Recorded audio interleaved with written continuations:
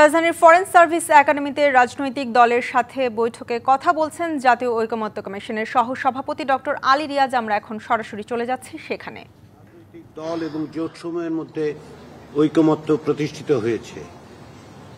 Police বাহিনীর পেশাদারিত্ব ও দায়বদ্ধতা নিশ্চিত করা এবং পুলিশ সেবাকে জনবান্ধব হিসেবে প্রতিষ্ঠিত করার লক্ষ্যে বাংলাদেশে একটি পুলিশ কমিশন নামে একটি কমিশন গঠিত হবে। এই বিষয়ে রাজনৈতিক দল জোট একমত হয়েছেন এবং সেইভাবেই সংবিধানে এবং অন্যত্র এটার উল্লেখ করা হবে। এক্ষেত্রে যেটা বলা হয়েছে যে পুলিশ বাহিনীর পেশাদারিত্ব ও দায়বদ্ধতা নিশ্চিতকরণ এবং পুলিশ সেবাকে জনবান্ধব হিসেবে প্রতিষ্ঠিত করার লক্ষ্যে একটি স্বাধীন পুলিশ গঠনের প্রস্তাব। এই কমিশনের তিনটি উদ্দেশ্য থাকবে।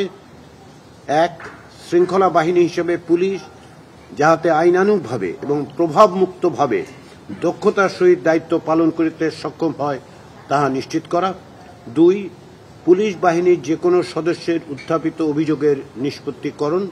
তিন, নাগরিকদের পক্ষ থেকে পুলিশ বাহিনীর কোনো সদস্যদের বিরুদ্ধে উত্থাপিত অভিযোগের নিষ্পত্তিকরণ। কমিশনের গঠন প্রক্রিয়া জাতীয় সংসদে প্রণীত আইনের দ্বারা নির্ধারিত হইবে।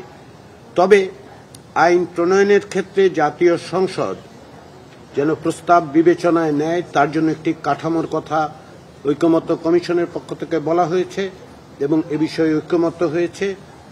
আইন প্রণয়নের ক্ষেত্রে জাতীয় সংসদ এইগুলো প্রস্তাবগুলো বিবেচনায় নেবেন। সেগুলো হচ্ছে, এক, যে আমরা বলছি যে কাঠামো হবে 9 সদস্যের। চেয়ারম্যান হবেন আপিল বিভাগের একজন অবসরপ্রাপ্ত বিচারপতি যার বয়স 75 বছরের ঊর্ধ্বে নয়।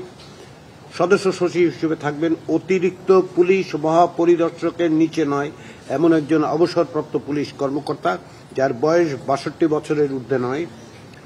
3, জাতীয় সংসদের সংসদ নেতার একজন প্রতিনিধি যিনি সংসদ সদস্য হইবেন।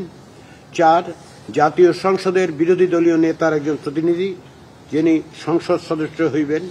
জাতীয় সংসদের স্পিকারের একজন প্রতিনিধি যিনি সংসদ সদস্য হইবেন এবং জাতীয় সংসদের ডেপুটি স্পিকারের যিনি বিরোধী দল থেকে নির্বাচিত ডেপুটি স্পিকার তার একজন প্রতিনিধি যিনি সংসদ সদস্য হইবেন। 7 নম্বর, সচিব পদমর্যাদার নিচে নহে এমন একজন অবসরপ্রাপ্ত সরকারি কর্মকর্তা যার জেলা ম্যাজিস্ট্রেটের অভিজ্ঞতা রয়েছে।